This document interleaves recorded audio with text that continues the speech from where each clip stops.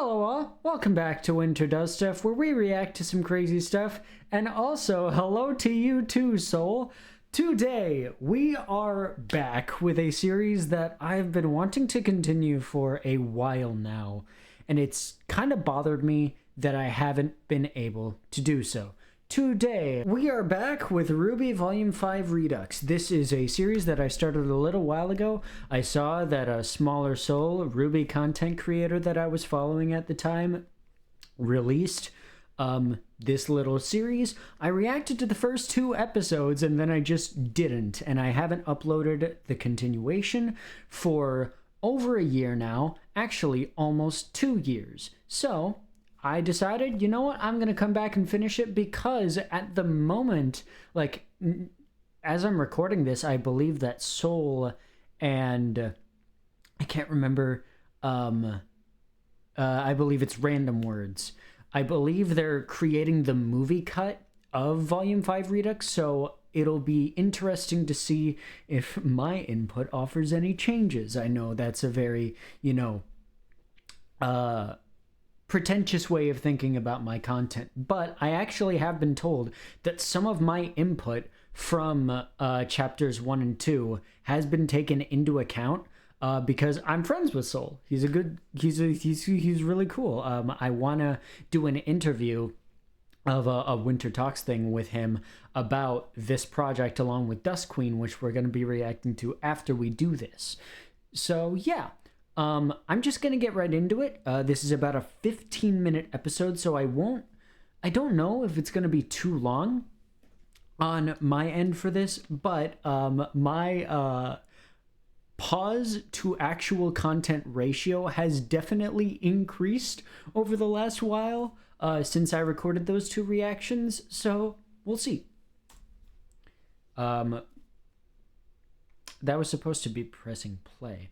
Let's get into the episode. This is RWBY Volume 5 Redux, Episode 3. Yes, fan edit.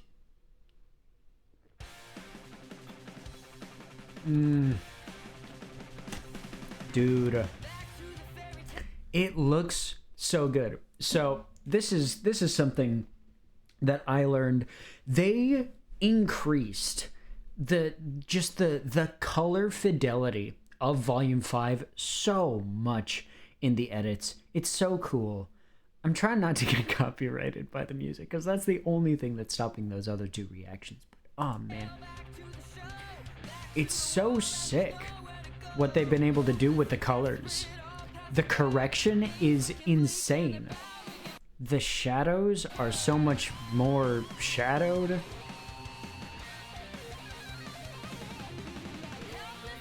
Everything just pops so much more. It's so cool.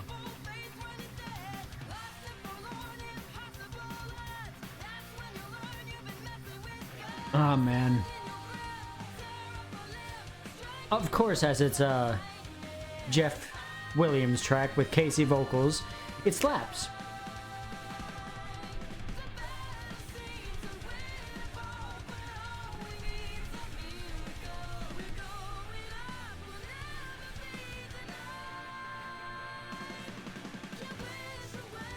Dismal days can bring.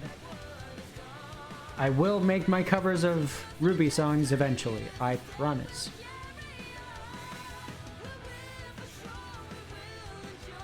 Though I go as far.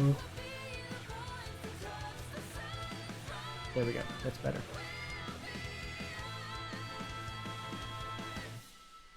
I will say, to potentially conserve a little bit of the runtime, I might cut out the intros, like that segment of all of the future Redux reactions that I do. I think I did that with episode 2. I'm not quite sure. I think I might have. But that's neither here nor there. We're getting to the stuff now. Let's go.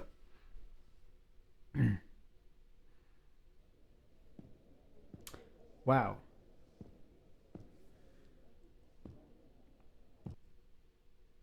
Okay. Woof, this is coming in early. This, I'm trying to think. because Volume 5 is very weird when it comes to its continuity.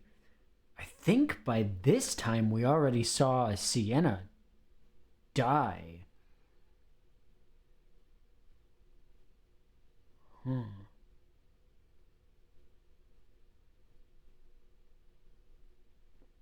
So we're skipping the scene. We're definitely skipping that. Are we? I don't think we're quite. Let me watch this play out, because this is interesting.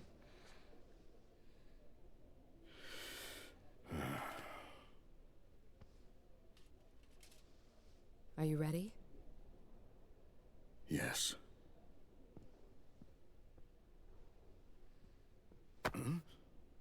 You got this. Are they gonna keep it? Why didn't you keep it? I thought there was another. I really don't like you. There might have been something akin to that. I'm gonna talk about this. I love the crispiness of the mic quality in Volume 5. Like the dialogue quality. It's very crisp. I don't know how they made it as smooth sounding as they did. I want to know how to do that, because I love just the way the characters sound in this volume. And I'd say it's definitely like this volume above all others. There's just something so crisp and clear about the quality of the voices themselves in Volume 5. It's really, really interesting. Coming to us live. Former White Fang leader. Wow. Okay. So that was a lot more spread out. They chopped that up considerably. I want to say that was about 10-15 seconds shaved off of that runtime, because it panned between several more angles, and I think each of those sections lasted for maybe another second or two. So good stuff. Thank you all for assembling here. I wanted to take time to address some of the rumors that have been circulating around our island. No matter how you feel about the human race, I think we can all agree that the event now known as the Fall of Beacon was a tragedy. A tragedy that will set both man and Faunus kind back. While the main aggressor is still unknown, we do have official confirmation that Adam Taurus, the leader of a powerful splinter group working inside the White Fang, was partially responsible for these attacks. His actions not only tarnish the reputation of an organization originally created to bring peace. I'm gonna sorry to pause in the middle of your speech, Gira, but I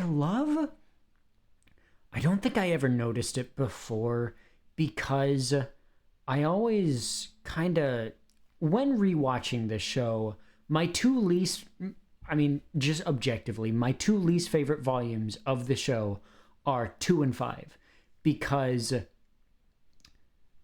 I think they're very unevenly paced. I feel like their finales are a bit rushed, and I think while they have strong elements and they have good character work, there isn't enough substantiality in them to necessitate those being full volumes. Like, I could see the first half of Volume 2 being added onto Volume 1, and then I could see the back half of Volume 2 added to Volume 3 to make that just a 2-volume opener. I could see that very well happening, and it would be interesting to see Soul's opinion on that sentiment, because I think that there is such a strong feeling of oppressive dread that permeates more when you do that back half split. Man, I'll talk to Soul about that later. But what I was actually getting to, I never really focused on the background details. Like, there's so much. Like, everything is designed in the background to such a ridiculous degree. The Maya engine, for all of its faults with the character modeling versus the character art pieces, always excelled to a ridiculous degree with its like backgrounds and its background shots. Like this water, I think that's water here dripping down there, is animated so crisply. The details of like the scratches and the prints and the scaffolding on this stone is incredibly detailed. And all of the shadows back here, while they've been increased by Soul and Random doing their editing, is still great. And the quality of everything in the backgrounds is very, very detailed. I love, like, especially nowadays, I am someone who looks so much into the subtleties in background shots, because background shots are very hard, especially working. For those of you who don't know, I was the executive producer, I was the writer, and I was the overall project lead on an adaptation of my novel series, The Fall. It unfortunately went under in the middle of pre-production. We sank too much money into it. We decided it was going to be a lost cause, and we decided to abandon the project. However, because of the experience working in that, I am so much more attuned to things like background details, or even just how shots are formatted, and just the amount of detail in the background shots. Mainly not the foreground shots. I think that RWBY did still have a tough time organizing their shots with Volume 5 and onwards. I think there are some great ones in that area, but I do think they suffered overall with RWBY and some of Red versus Blue. A lot of Red versus Blue has great, like, surprisingly great camera work and shots. Not even just in the Monty fights, but in even the machinima. Some of the shots there are insane. But yeah, I just wanted to point that out because it's so sick to see all of the details, and especially with Soul and Random Words doing everything the way that they've done, they've just enhanced the level of detail, and it's so sick. It's awesome to see. Equality to all, but to our entire race. With each day that this man remains unpunished, it becomes increasingly difficult to condemn those that look down upon us. Recently, a spy from this same splinter group set their sights on this very home. My own daughter, Blake, and her friend did their very best to apprehend this individual. While they were unsuccessful after being physically assaulted and seriously injured, they were successful in obtaining the assailant's scroll. With this, we have been able to ascertain that Adam Taurus has plans to overthrow the current leader of the White Fang, Sienna Khan, and take over the reins himself. His radical plans do not stop there. The documents on this scroll proclaim his next target to be Haven Academy and its attached CCT tower. Their plan is to strike on the last full moon before the beginning of the fall semester, roughly 2 months from today.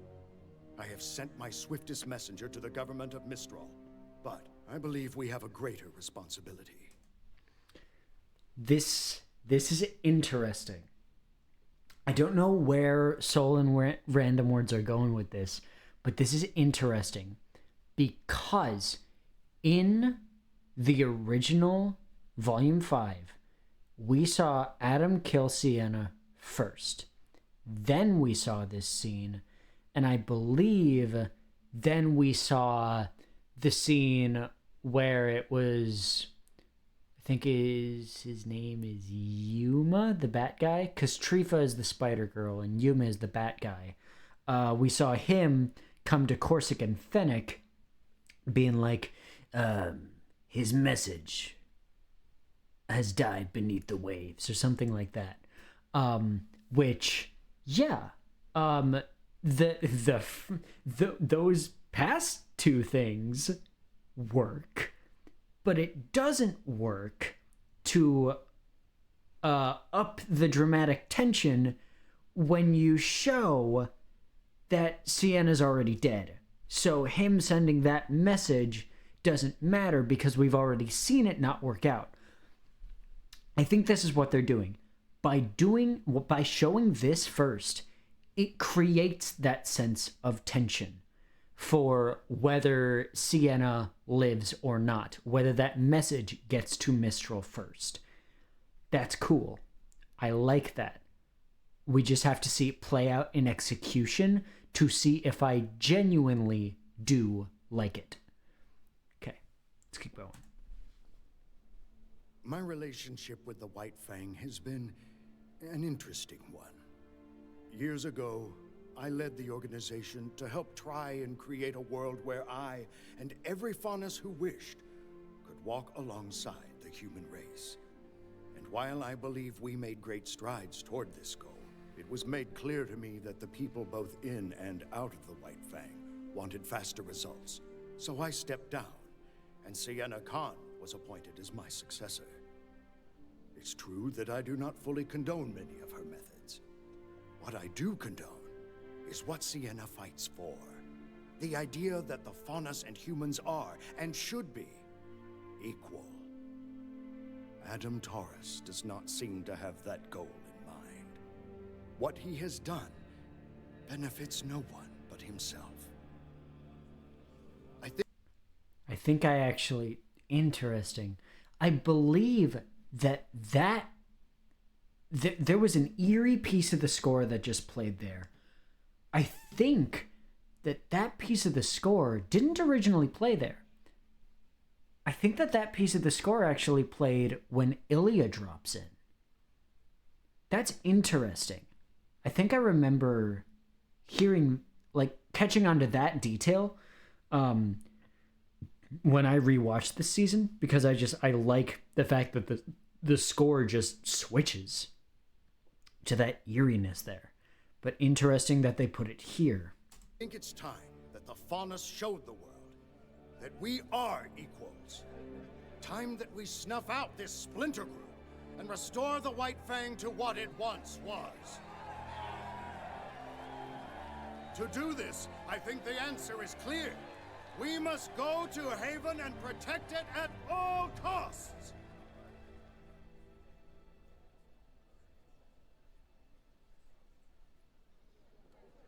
I don't get it! How can they just sit around and do nothing with the... Ooh,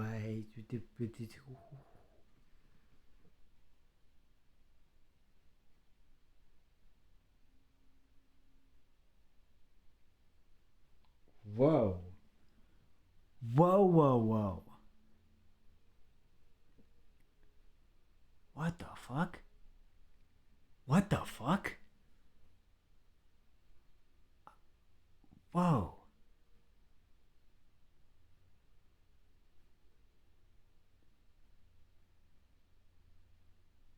Huh. Huh. Oh. Wait, what? Well, Because that just completely removes the Ilya interruption.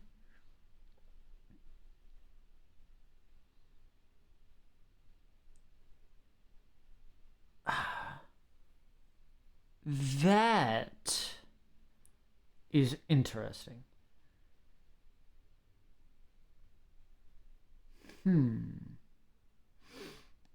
That's something I'm gonna have to try.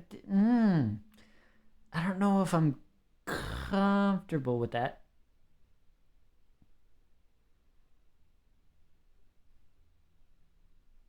I'm gonna have to think on that one.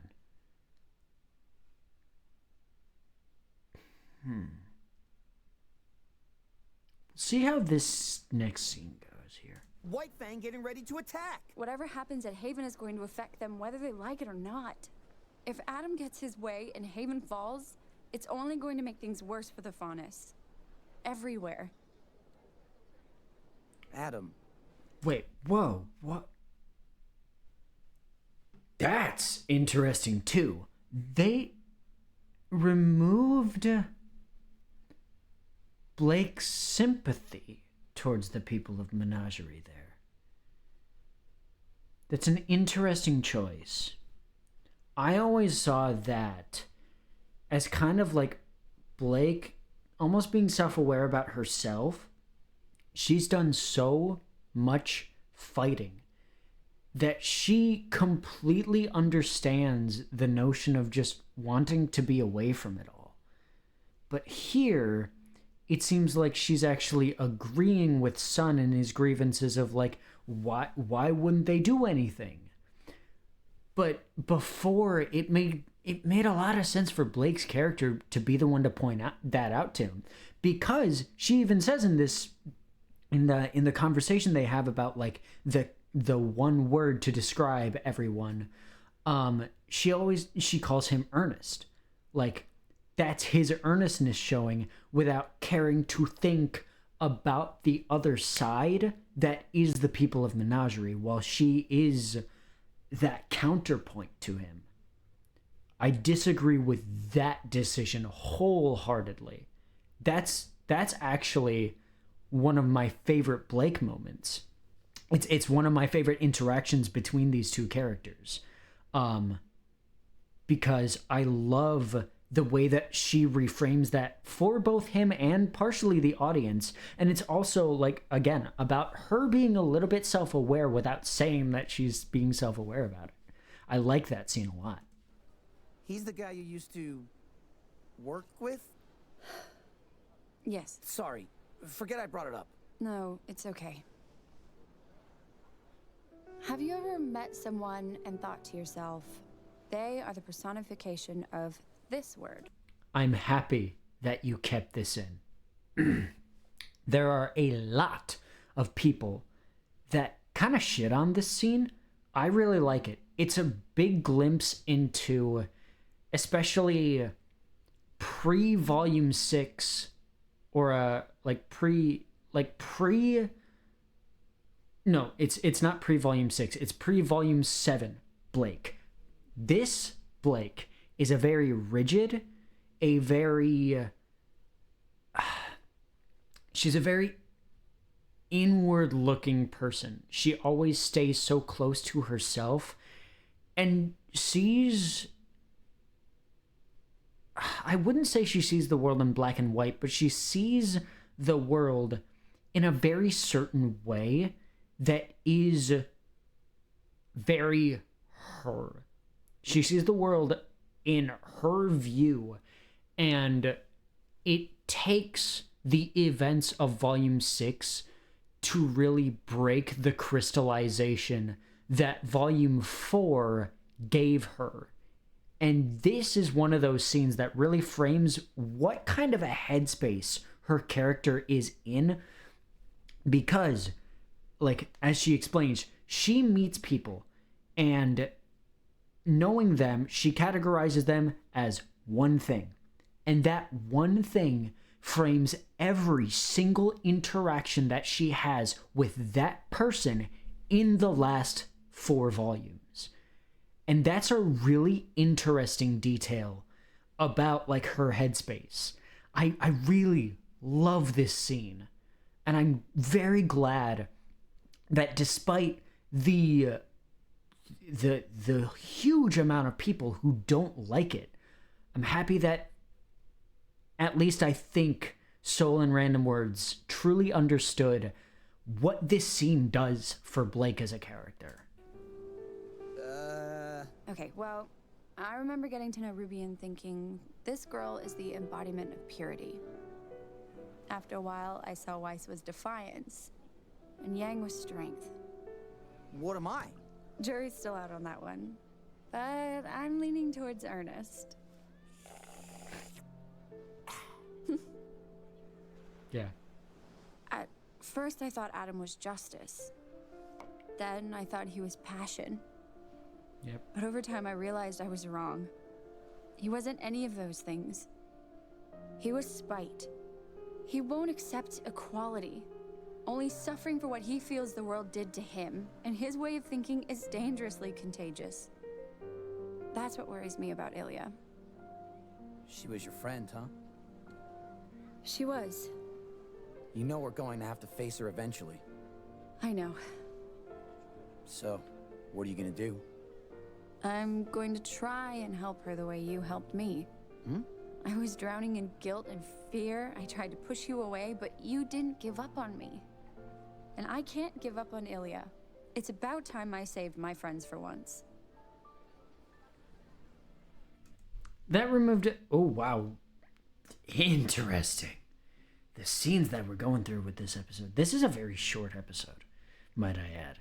This is one of those where I'm like, wow, there's a lot less content in here than I remember. Because Soul is cutting out. Like, Soul and Random Words are cutting out quite a bit. But, yeah, I'm again, very happy that they kept that scene in, because I do truly love it, and I love it as it is a representation of Blake's character. Now, what Blake said there is interesting, because Sun's only frame of reference, if we're looking at it from this perspective, is the fight that they had. And I think the Volume 5 short with Blake, although they could be switching around the order of that too. I don't know. Because we saw the Weiss character short last time, so we might be getting the Blake one and the Yang one even too. But yeah, Sun's only encounter with Ilya has been the fight in Volume 4 up to this point. If we remove that scene with, like, in the public gathering, that definitely creates more of an intrigue for him as to what kind of a person Ilya is.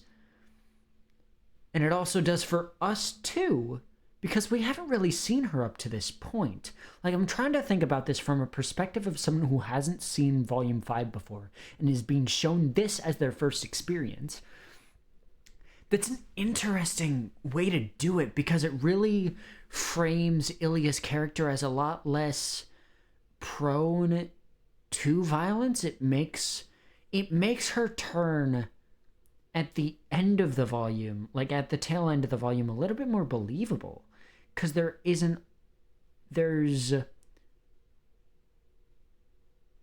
a lot less resistance from her, and it really frames her as someone who's like who is genuinely believing that she's doing good to the Faunus for doing this.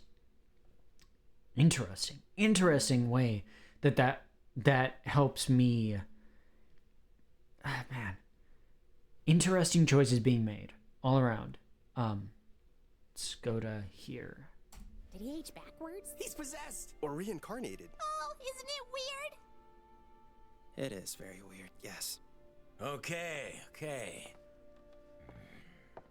Let's all just take a second and remember that this is very overwhelming for everyone. Oh my god. Are you gonna...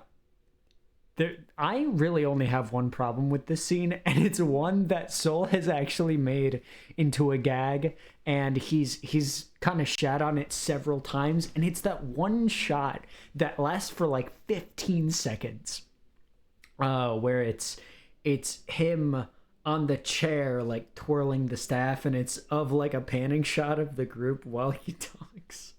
And it's one of those shots that really always boggled my mind too. I was like, why is this shot so long?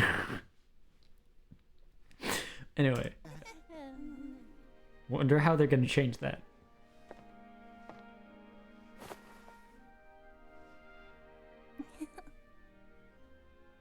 Sorry. It's just, I've never really met huntsmen and huntresses before. Well, we've never met a person with two souls, so first times all around. Not to break up the whole getting to know you game, but we need to have a talk. Mind showing us your little parlor trick, kid? Yeah, okay.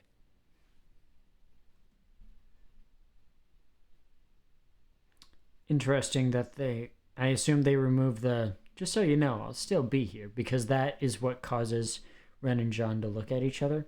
Also, I wanted to talk about this because there seems to be there's a common thing that, like, RWBY's outfits across seasons are wildly varied in people's likability of them. Like, people do love her volume 1 through 3 outfit.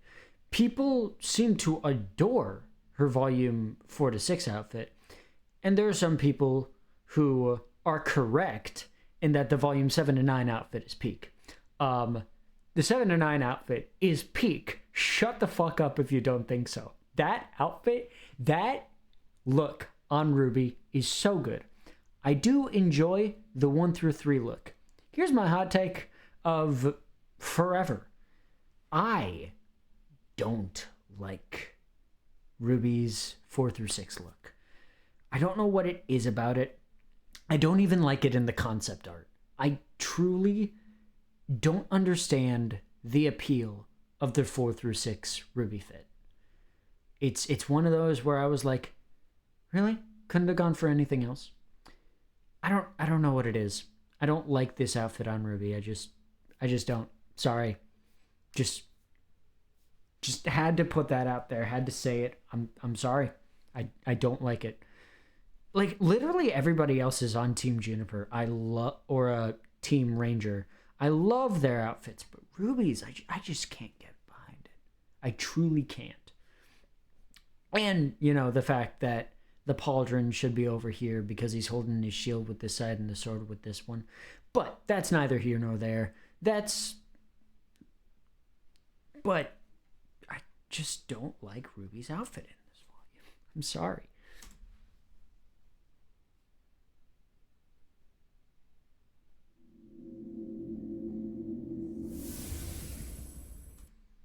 Interesting that you added several, like, sound effects for other things, but you didn't add, like, a breathing sound effect there, because that was something in the original that I was like, there isn't a breathing sound effect for Oz or Oscar when he goes, like, that would normally signify a breathing sound, but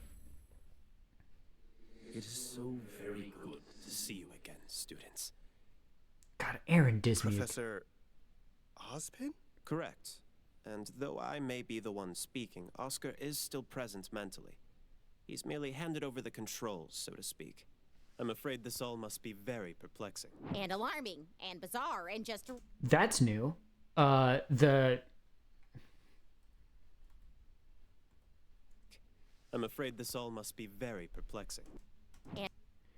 Those blur lines were not in the original. That's something they added. And alarming, and bizarre, and just really kind of hard to believe overall. It's good to see you children still have your sense of humor. I know you've all been through tremendous hardship already. I'm sorry. I mean, it's not your fault. It's all my fault. It quite literally is. Side note, I love fucking Aaron Dismuke, dude. His voice acting work, just in general, is so good, but I do genuinely believe that his work in RWBY is his best. Like, shit on RWBY and Rooster Teeth all you want to. First off, most of you are wrong. This is a genuinely good show with very high points, and while some of it is not the best, there are dips in quality that can be quite insufferable.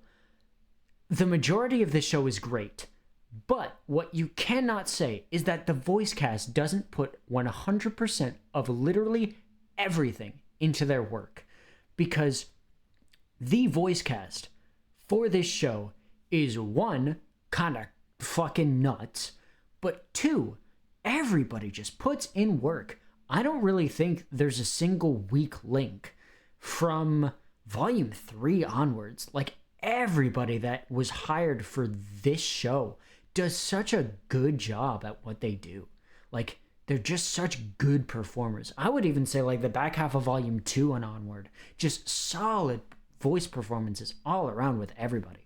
It's really, really good stuff. And it's surprising considering a lot of the main cast is like they're Rooster Teeth natives, so it's like they're not like professional grade voice actors, but a lot of them do just exceptional work.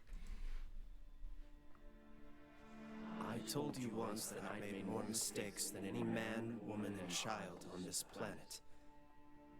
And I wasn't exaggerating. For thousands of years, I have walked the surface of Remnant, living, dying, and reincarnating in the body of a like-minded soul. It's an extraordinarily strenuous process on everyone involved. So what are you? I am the combination of countless men who have spent their lives trying to protect the people of Remnant. With every rebirth, my soul is eventually merged with another. And I am changed. But my memories stay with me. This curse was bestowed upon me by... Oh man, I love this shot. This shot is so good. Again, like, there are some great shots in volumes 4 to 9, but they're fewer and far between than I would like them to be. I would have loved for the camera work to take steps up incrementally, but it really seems to only get good, at least to me, a lot of the camera work in 7 and 9. 4, 5, and 6 have some dicey camera work, let's just say, and volume 5 is unfortunately it's the worst offender in that regard. It has, in my opinion, the worst camera work since volumes 1 and 2, which volume 1 more so than 2, but can't really blame volume 1 for that. The gods, because I failed to stop Salem in the past, but we must stop her now. And how do we do that? We start by ensuring the safety of the Relic of Knowledge. This is perfect!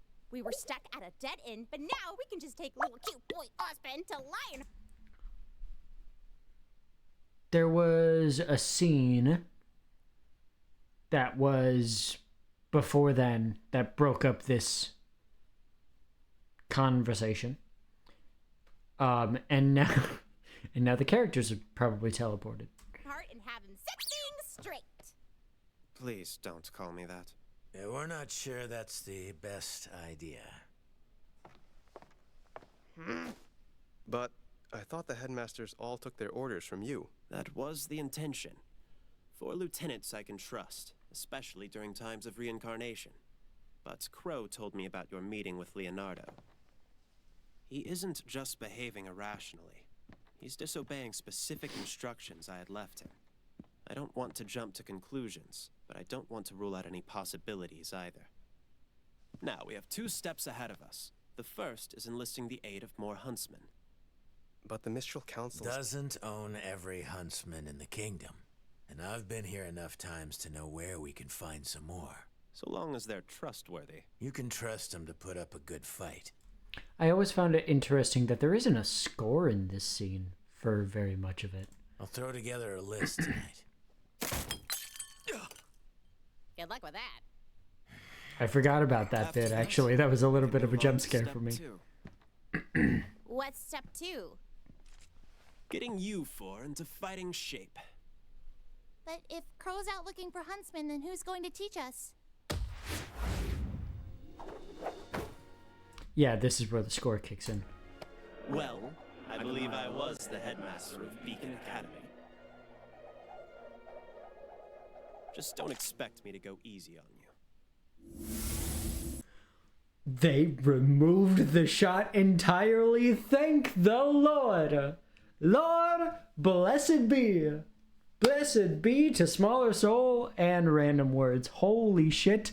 Thank you for just cutting out that shot entirely and keeping what's great about that moment.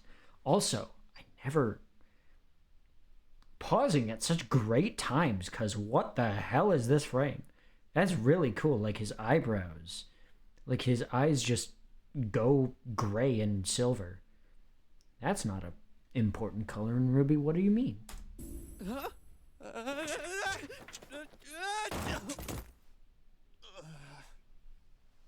You've got to be kidding me.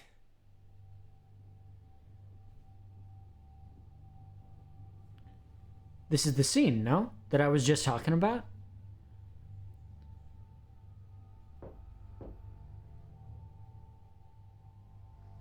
Come in. Sister Ilya, thank you for meeting with us. How may I be of assistance? Please, stand. Jeremy Lee, by the way. Wonderful VA. What's our next mission? Containment. With the CCT tower still inoperable, we have the luxury of control over the flow of information. The Belladonnas are the only remaining threat to Adam's assault on Haven Academy. And so, they must be silenced. Silenced? They stand in the way of true progress for our people. We would never put such a burden on you alone, of course. Your brothers and sisters will be at your side. But your relationship with their daughter makes you an integral part of this operation. Blake? We know how close you were with young Blake. Rest assured, Taurus has requested she be taken alive, but we cannot risk having her present to defend her family. But the people of Menagerie... We'll come to understand what happens to those who speak out against the White Fang. And we'll be left without a leader until our victory is complete.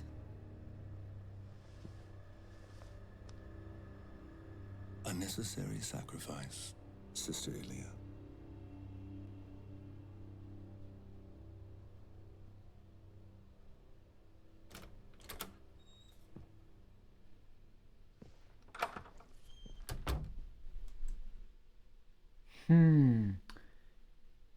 Okay. I see where you're going with this. They removed the